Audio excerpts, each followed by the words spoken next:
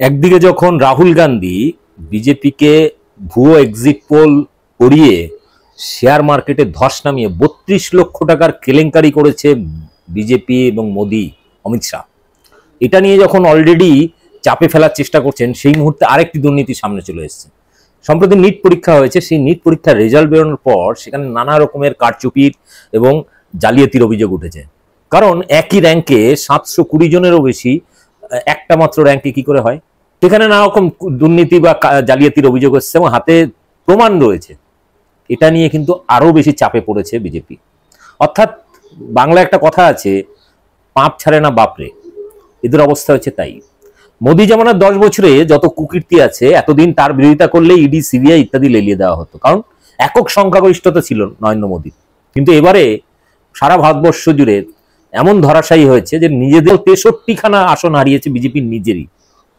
ফলে যেন তেন প্রকারে সরকার গঠন করলেও তাদের যে বীজ দাঁত, সেটা ভেঙে দিয়েছে ভারতবর্ষের জনতা। সরকার ফেলার ব্যাপারে মুসলিমদের টার্গেট করা হয়, কিন্তু এবারে হিন্দুরাই কিন্তু বীজ দাঁতটা ভেঙে দিয়েছেন। তো যাই হোক, কানাইয়া কুমার জাস্ট কিছুক্ষণ আগে প্রেস কনফারেন্স করেছে দিল্লিতে কংগ্রেসের সদর দপ্তরে, এবং সেখান থেকে সরাসরি এই দুর্নীতিটা, এই শিক্ষা দুর্নীতি, নিট পরীক্ষার যে দুর্নীতিটা করেছে বিজেপি সরকার, সেটা তথ্য প্রমাণ সহ প্রেসের সামনে তুলে ধরেছেন। আপনাদের অনুরোধ করব, এই প্রাক্তন ছাত্র নেতা জেনুর আন্দোলনের থেকে যিনি উঠে এসেছেন, সেই ছাত্র নেতা কিভাবে জিনিসটাকে ব্যাখ্যা করেছেন। তিনি দিল্লিতে দাঁড়িয়েছিলেন এবারে নির্বাচনে, কিন্তু দিল্লির জনমানুষের কম্বিনেশনটা এমন, কেন তিনি হেরেছেন ইত্যাদি নিয়ে পরে একটা ভিডিও করব। কিন্তু সরাসরি প্রেস কনফারেন্স করে বহুদিন বাদে কানাইয়া কুমার একদম পয়েন্ট ধরে ধরে এই দুর্নীতিটাকে নিয়ে বিজেপি তথা মোদি, অমিত শাহকে ভালো করে ঠুকে দিয়েছেন। দেখুন ভিডিওটি, ব্যাপক শেয়ার করুন। এই নিয়ে বিস্তারিত বাংলাতে আলাদা করে আমি একটা ভিডিও করব। এখন যেহেতু এটা কারেন্ট ইস্যু, এবং একদিকে মিথ্যা এক্সিট পোল দেখিয়ে শেয়ার মার্কেটে প্রচুর টাকা ইনভেস্ট করিয়েছে লোককে দিয়ে নরেন্দ্র মোদী, অমিত শাহ নিজে বিভিন্ন ইন্টারভিউতে বলেছেন 4 তারিখের আগে আপনারা শেয়ার মার্কেটে টাকা ঢালুন, দেখবেন ডাবল হয়ে যাবে, 3 গুণ হয়ে যাবে, 5 গুণ হয়ে যাবে। এরকম ধরনের জুমলাবাজি করেছিল এখন দেশের কর্মকর্তা হয়েও। যাই হোক, সেই জুমলাবাজিটা এমনটাই ভেস্তেছে যে আজকে 32 লক্ষ কোটি টাকা যারা ইনভেস্ট করেছিল সাধারণ মানুষ শেয়ার মার্কেটে, পুরোটাই হারিয়েছে, পুরোটাই জলে গেছে, সর্বশান্ত করে দিয়েছেন অনেককে। এটা নিয়ে যেমন রাহুল গান্ধী চেপেছেন, এবার কানাইয়া কুমার নিট পরীক্ষার, সর্বভারতীয় আপনি জানেন বড় পরীক্ষা, নিট পরীক্ষাতে যে জালিয়াতিটা করেছে, সেই জালিয়াতির পুঙ্খানুপুঙ্খ একদম সব তথ্যগুলো ফাঁস করে দিয়েছেন। বলা যায় এই দুটো অভিযোগে কিন্তু সরকার গড়ার আগেই পাপ ছাড়ে না বাপরে। দেখুন ভিডিওটি, ব্যাপক শেয়ার করুন। আমার চ্যানেল বং নিউজ লাইভ অবশ্যই সাবস্ক্রাइब করবেন। जैसा कि उन्होंने बताया आपको कि ये प्रेस वार्ता एक बहुत ही गंभीर विषय पर बुलाई गई है, जो अभी सामने आया है कि नीट के परीक्षा में एक बार फिर से धांधली हुई है। मतलब ये पहली बार नहीं हुआ है। और आप अगर इस देश में होने वाली परीक्षाओं को देखें तो लगभग अब ऐसी कोई परीक्षा नहीं है जिसमें धांधली नहीं हो रही है। मतलब विद्यार्थियों ने तो सोशल मीडिया पे ये लिखना शुरू कर दिया है कि एक बार फिर लीकेज सरकार, और बार बार परीक्षाओं में प्रश्न पत्र लीक होना, परीक्षा की जो तिथि है उसको बार बार बढ़ाना, और जो वैकेंसियां हैं उसको सही समय पे नहीं भरना, ये मामले लगातार उजागर हो रहे हैं। ये इस प्रेस वार्ता में हम लोग खासकर जो नीट एग्ज़ाम में धांधली हुई है उस विषय पर बात करने के लिए यहाँ उपस्थित हैं। मैं इसमें 2-3 बात आपसे जोड़ना चाहता हूँ आपके समक्ष। अव्वल तो आप सब लोगों ने देखा होगा कि चुनाव से पहले आदरणीय प्रधानमंत्री जी परीक्षा पर चर्चा करते हैं। हमारे यहाँ कहावत है, जाके पैर न फटे विवाई, वो क्या जाने पीड़ पड़ाई। तो चुनाव से पहले आप परीक्षा पे चर्चा करते हैं, चुनाव जब समाप्त हो जाता है पूरे 5 साल तक जो परीक्षाओं में धांधली होती है, टाइम पे एग्ज़ाम नहीं होता है, और जो वैकेंसियां हैं उसके बारे में आप कोई बात नहीं करते हैं। मैं आपकी जानकारी के लिए बता दूं, और चुनाव के दौरान बार बार कांग्रेस पार्टी ने इस बात को उठाया कि 30 लाख पद खाली हैं और कोई ऐसा एग्ज़ाम नहीं है यूपीएससी को छोड़ करके। अगर यही हालत रही तो मुझे लगता है कि आने वाले दिनों में यूपीएससी के एग्जाम भी सही तरीके से कंडक्ट नहीं हो पाएंगे। जिन एग्जामों में आज तक कोई गड़बड़ी और धांधली नहीं हुई थी, उन एग्जामों में भी गड़बड़ी और धांधली हो रही है। नीट का जहां तक सवाल है, इसके 3 प्रमुख बिंदु हैं। पहली बार लोग कहते हैं कि रैंक 1 2 लोग होगा, 4 लाख होगा। इस बार नीट के एग्जाम में जब आप उसके रिजल्ट को देखेंगे, 67 लोग जो है वो जो है फर्स्ट रैंकर हैं, और उसमें से 720 नंबर मिला है, मतलब 100% मार्क्स मिला है। जब इस सवाल को उठाया गया तो एनटीए के डायरेक्टर ने कहा कि ग्रेस दे करके जो है इनको हम फुल मार्क्स दे दिए हैं। तो उसके क्या नियम है, उसकी क्या ट्रांसपेरेंसी है, किस आधार पे जो है आपने 720 में से 720 दे दिया? और इस देश की सबसे प्रतिष्ठित जो मेडिकल इंस्टीट्यूट है एम्स, वहां पर 50, 60, 65 लोगों को एडमिशन होता है। अब आप ये समझ लीजिए कि जिनका रैंक 1 है, जिनको 100 में से 100 मार्क्स आया है, उनका भी एडमिशन एम्स में नहीं होगा। तो पूरी तरह से इन्होंने इस देश के एग्जामिनेशन सिस्टम को मजाक बना दिया है। कारण क्या है कि वही खुद अगर पढ़े होते, एग्जाम दिए होते, एग्जाम हॉल में बैठे होते, तो समझ में आता कि एग्जाम स्टूडेंट के लिए कितना इंपॉर्टेंट है, वैकेंसी स्टूडेंट के लिए कितना इंपॉर्टेंट है, एडमिशन होना स्टूडेंट के लिए कितना इंपॉर्टेंट है। पढ़ने लिखने वाले तो लोग हैं नहीं सरकार में, बस चुनाव के लिए, वोट के लिए परीक्षा पे चर्चा करते हैं। खुद तो परीक्षा दिए नहीं है। परीक्षा अगर दिए होते तो दर्द मालूम होता। और आप लोगों ने एक दर्दनाक वीडियो देखा होगा, एक लड़की छत से कूद करके आत्महत्या कर ली जब नीट का एग्जाम आया ठीक उसके बाद। और जब जब कहीं भी किसी भी एग्जाम में कोई गड़बड़ी हो रही है, इसका खामियाजा सीधे विद्यार्थी को भुगतना पड़ रहा है। आप सब जानते हैं, सरकारी आंकड़ा है, हमने अपने घर में नहीं बनाया है, 1 घंटे में 2 जवान इस देश में आत्महत्या कर रहे हैं। मतलब 24 घंटे में 48 नौजवान आत्महत्या कर रहे हैं। और लगातार ये जो परीक्षा का दबाव है, उसमें 3 बिंदु बहुत महत्वपूर्ण हैं। एक, समय पे एग्जाम का नहीं होना। दूसरा, अगर एग्जाम हो तो उसमें व्यापक पैमाने पे धांधली होना और प्रश्न पत्र का लीक होना। और तीसरा, जब प्रश्न पत्र लीक होता है, स्टूडेंट की तरफ से हंगामा होता है, स्टूडेंट कोर्ट जाते हैं, तो फिर एग्जामिनेशन को कैंसिल कर देना। ये पूरा का पूरा एक साइकिल बना हुआ है। और आप देश के किसी भी हिस्से में चले जाइए, जिसको हम लोग स्टूडेंट का सेंटर कहते हैं, अगर आप रांची, पटना, बनारस, इलाहाबाद होते हुए दिल्ली आएँ, फिर आप नॉर्थ से साउथ की तरफ जाएं, कोई भी ऐसा सेंटर जिसको हम स्टूडेंट सेंटर कहते हैं, हर जगह आत्महत्या की घटनाएं एक बहुत बड़ी समस्या बन चुकी है। राजस्थान में हमारी सरकार ने इसको गंभीरता से लिया और काउंसलिंग करने के लिए, हेल्प प्रोवाइड करने के लिए हमारी सरकार ने योजना बनाई। और आप सब ने देखा होगा, इस बार के भी न्याय पत्र में हम भर्ती विधान लेकर के आए हैं। और भर्ती विधान में हम 3 बात प्रमुखता से कह रहे हैं। एक, सारी वैकेंसी भरी जाएगी। सारी वैकेंसी। बताइए, हर 5 साल में चुनाव हो जाता है। कोरोना के टाइम पर भी चुनाव हो गया, सब कुछ बंद रहा, देश में जनगणना नहीं हुआ, लेकिन चुनाव हुआ टाइम पे। तो जब 5 साल में प्रधानमंत्री बदल जाते हैं, 5 साल में जो है एमपी बदल जाते हैं, एमएलए बदल जाते हैं, मुख्यमंत्री बदल जाते हैं, सब कुछ टाइम पे होता है, तो एग्जामिनेशन क्यों नहीं टाइम पे हो सकता है? एग्जामिनेशन का ऑलरेडी एक कैलेंडर होता है, उस कैलेंडर के हिसाब से आप एग्जामिनेशन कंडक्ट कराइए। और दूसरा, बार बार जो प्रश्न पत्र लीक होते हैं, जो परीक्षा में धांधली होती है, उसमें हम एक नए करे कानून के प्रावधान की आवश्यकता महसूस करते हैं। और हमने भर्ती विधान में ये रखा कि जब हमारी सरकार आएगी तो हम प्रश्न पत्र लीक करने वाले लोगों पर कड़ी कार्रवाई करेंगे। क्योंकि ऐसा देखने को मिला है कि जो लोग शिक्षा माफिया हैं, उनका सरकार से सीधे साठगांठ है। वो नेताओं से मिले हुए हैं, नेताओं से मिल करके जो है वो पूरा का पूरा जो है बच्चों के भविष्य से खिलवाड़ करते हैं। तो उसके लिए कड़े कानून की आवश्यकता है। मैं आपके लिए एक बात और जानकारी साझा कर दूं कि तेलंगाना में एक बहुत बड़ा मुद्दा बना, और जब तेलंगाना में चुनाव हुए तो हमारी पार्टी ने ये कमिट किया कि हम एग्जामिनेशन कैलेंडर लाएंगे, हम जो है नए आयोग का गठन करेंगे, समय पे जो है एग्जाम कंडक्ट कराएंगे और कोई भी गड़बड़ी करने वाले किसी भी नौकरशाही के ऊपर, किसी भी जो है कर्मचारी के ऊपर कड़ी कार्रवाई करेंगे।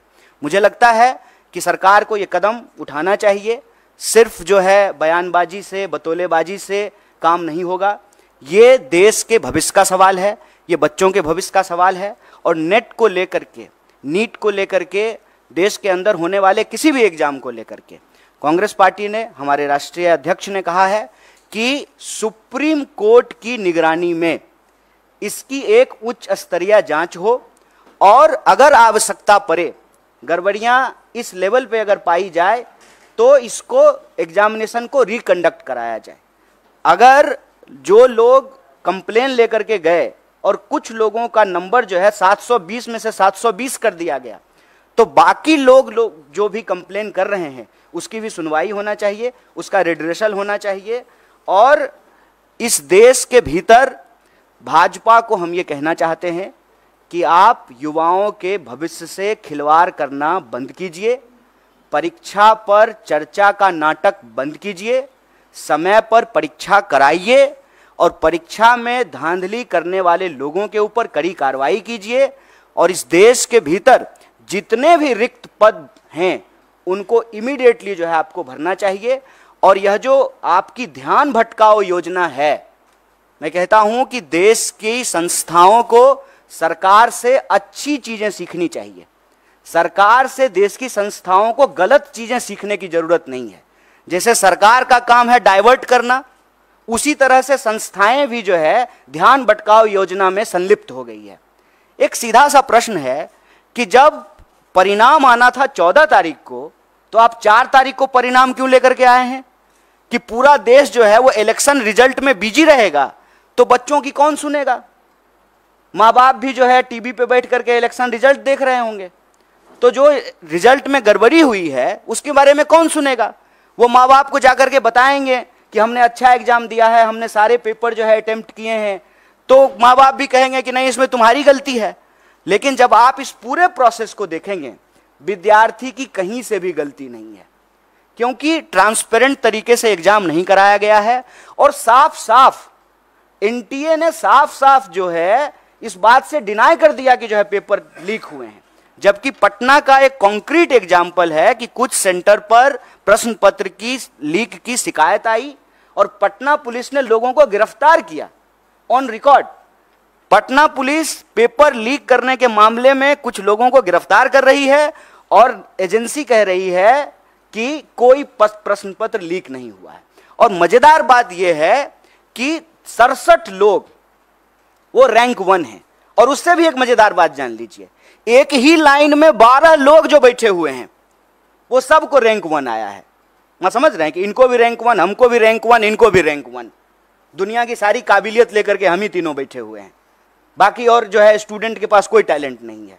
एक ही सेंटर पर, एक ही रो में बैठे हुए 12 लोग टॉप कर गए हैं और 100 में 100।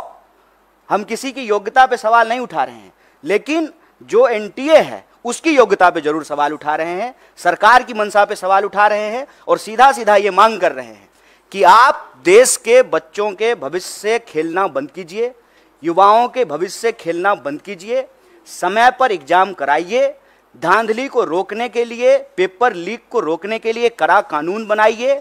और अभी जो नीट का मामला है उसकी जो है पुनर्समीक्षा कीजिए, जो लोग भी कंप्लेन कर रहे हैं उसका रिड्रेसल कीजिए। और सुप्रीम कोर्ट ने, हमारे अध्यक्ष जी ने डिमांड किया है, सुप्रीम कोर्ट की निगरानी में इसकी जांच कराइए और जांच में ये गड़बड़ी, ये आरोप सही पाए जाते हैं तो आप एग्जाम को रिकंडक्ट कराइए और ये चालाकी करना बंद कीजिए कि जिस दिन जो है लोकसभा इलेक्शन का रिजल्ट आ रहा है उसी दिन नीट का रिजल्ट निकाल देते हैं। और यह जो धांधली की गई है, गड़बड़ी की गई है, बच्चों के भविष्य के साथ जो खिलवाड़ किया है, ये चालाकी नहीं चलेगी। परीक्षा पर चर्चा का राजनीतिक और इलेक्टोरल पॉलिटिकल स्टंट हम लोग देख चुके हैं। ये बात जो है विद्यार्थियों को वोट बैंक में समझने का, समेटने का नहीं है। यह बात है कि बच्चे इस देश के भविष्य हैं और उनका जीवन मरण जुड़ा हुआ है इस बात से। लोगों की रूह कांप जानी चाहिए कि एग्जाम के रिजल्ट के बाद जिस पैमाने पे जो है लोग आत्महत्या कर रहे हैं। आप देखिए वो लाइव वीडियो है, सीसीटीवी कैमरा का रिकॉर्डिंग है कि रिजल्ट आया है और लड़की जाकर के जो है जान दे दी है। और हम इस देश के विद्यार्थियों से आप सबके माध्यम से कहना चाहते हैं, हमारी पार्टी कंसर्न है। आपने देश भर से मैसेज किया है, ईमेल किया है, फ़ोन कॉल किए हैं, और हमारे लिए सरकार बनेगी, बन जाएगी, शपथ ग्रहण हो जाएगा, लेकिन ये मुद्दा हमारे लिए बहुत महत्वपूर्ण है। इसीलिए ज्यों ही इसकी जानकारी हम लोगों को मिली, हमारा जो स्टूडेंट विंग है NSUI, उसके अध्यक्ष और हमारी पार्टी के राष्ट्रीय अध्यक्ष ने इस मामले को उठाया है, और इसी गंभीरता को आगे बढ़ाते हुए हम लोगों ने यह प्रेस कॉन्फ्रेंस किया है। और हम उम्मीद करते हैं आप तमाम मीडिया के साथियों से कि आपके घर के भी बच्चे अलग अलग एग्ज़ाम की तैयारी करते हैं, आपके भी बच्चे हैं, हमारे घर के भी बच्चे हैं, और ये हमारे परिवार का और हमारे जो है देश के भविष्य का सवाल है। इस बात को जो है आप लोग भी इसी गंभीरता से उठाएंगे, सरकार से सवाल पूछेंगे और हमारी बात को जो है सरकार तक पहुंचाएंगे। बहुत बहुत धन्यवाद। नहीं, कोई सवाल है तो आप उनका स्वागत है। नीट के इशू पे जो भी सवाल हैं आपका, उनका स्वागत है।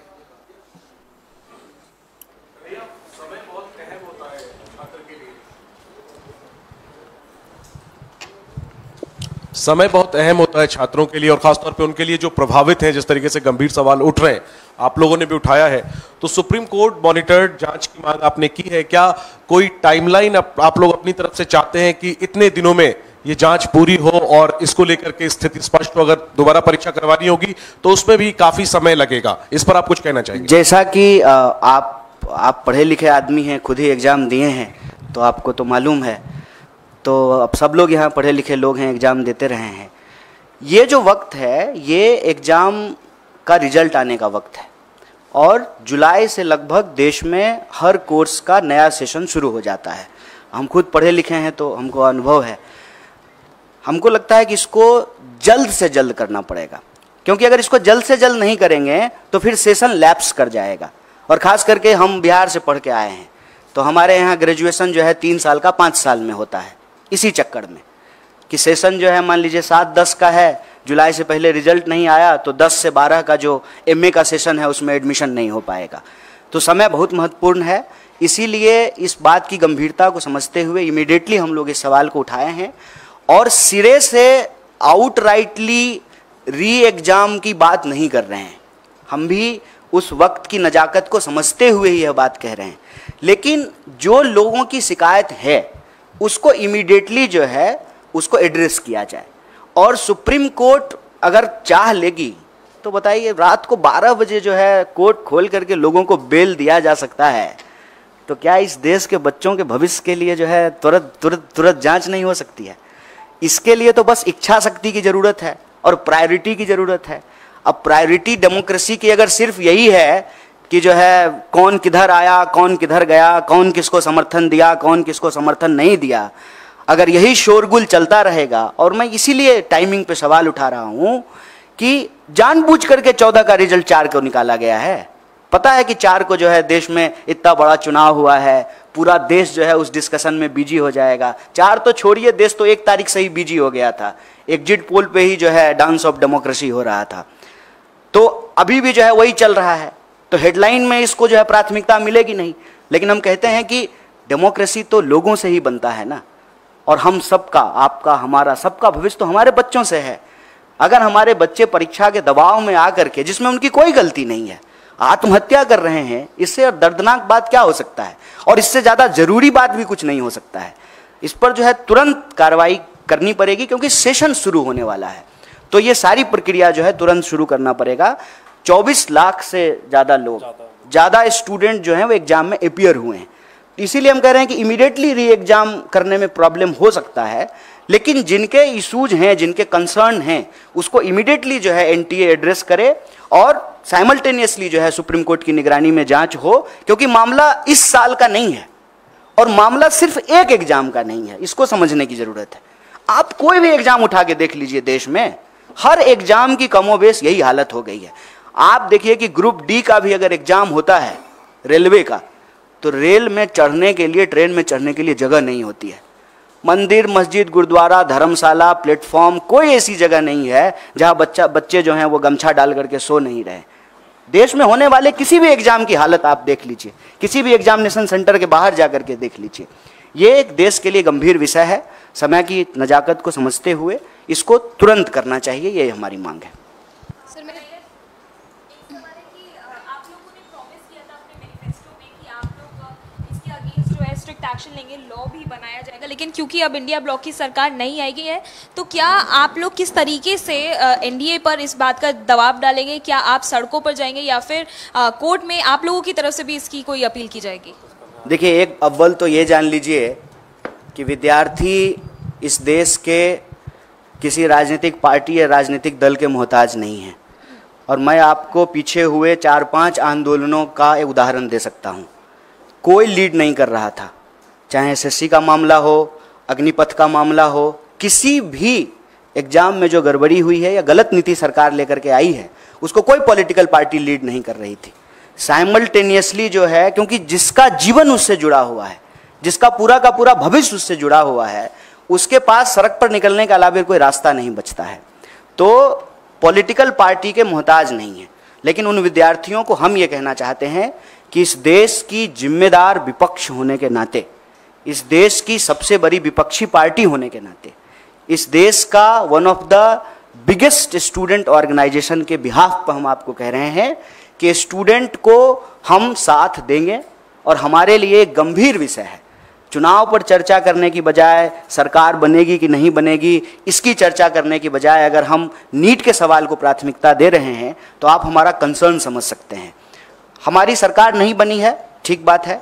हमारी सरकार अगर बनी होती तो ये प्रेस कॉन्फ्रेंस करने की ज़रूरत ही नहीं पड़ती।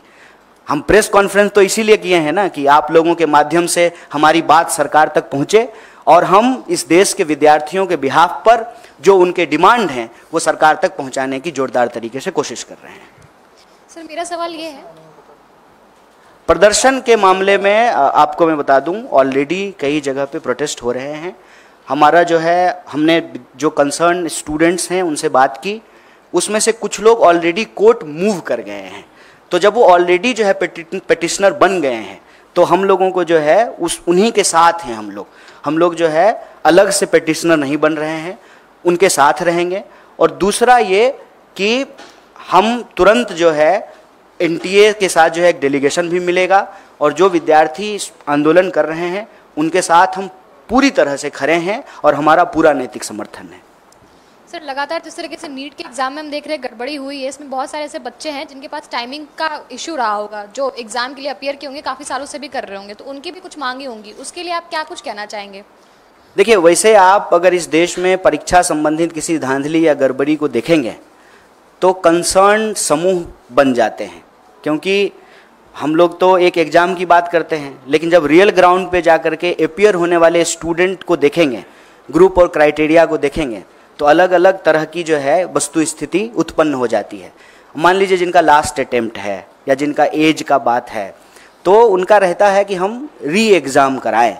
हम इसको लेकर के अपनी तरफ से कोई बात नहीं कह रहे हैं, जो विद्यार्थियों की तरफ से मांग आ रही है उसी को रीइटरेट कर रहे हैं। पहला, इमीडिएटली जो है रिड्रेसल हो, जो भी इशूज आ रहे हैं उसको। दूसरा, इसकी जो है एक निष्पक्ष जांच हो। और तीसरा कि अगर ये पाया जाता है कि इसमें गड़बड़ी हो तो री एग्ज़ाम हो। इसके 3 स्टेप्स जो है हम लोग ले रहे हैं। और वो जो इशूज हैं आपके, उसको संबंध में भी आपको बता दें कि एक बार अगर सरकार बात को मानने के लिए तैयार होती है तो एज क्राइटेरिया को भी रिलैक्सेशन दिया जाता है और अटेम्प्ट का भी जो है रिलैक्सेशन दिया जाता है। मैं आपके सामने यूपीएससी का ही एग्जाम्पल देता हूँ। जब सीसेट लागू किया गया था उस वक्त कांग्रेस पार्टी की ही सरकार थी, उसकी वजह से जो है ये प्रॉब्लम क्रिएट हुआ था और फिर सरकार ने जो है अटेम्प्ट का और एज का रिलैक्सेशन दिया था। सरकार ही तो हर नियम कानून बनाती है ना। सरकार अगर कंसर्न है विद्यार्थियों के भविष्य को लेकर के तो वो जो है अटेम्प्ट का भी रिलैक्सेशन दे सकती है, एज का भी रिलैक्सेशन दे सकती है। कन्हैया जी, टीडीपी ने कहा है कि मुस्लिम आरक्षण जारी रहेगा। चुनाव में आपने देखा होगा कि इसको किस तरीके से नीट पे बात कर लेते हैं। हालांकि ये सवाल जो है ना प्रधानमंत्री जी से पूछना चाहिए कि जो अपने भाषणों में सबसे ज़्यादा इस बात को बोले हैं और उससे ठीक कॉन्ट्राडिक्टरी बात करने वाली पार्टियां उनके साथ है। सिर्फ टीडीपी की बात नहीं है, जेडीयू भी है, वही पोजीशन है, टीडीपी भी है, जेडीएस भी है। इनफैक्ट आपको मालूम है कि कर्नाटक में जो है जेडीएस ने ही सबसे पहले इसकी शुरुआत की थी। तो ये सवाल मेरे ख्याल से भाजपा के प्रवक्ता और आदरणीय प्रधानमंत्री जी से पूछा जाना चाहिए। और कोई सवाल? Thank you. बहुत बहुत धन्यवाद आप सबका।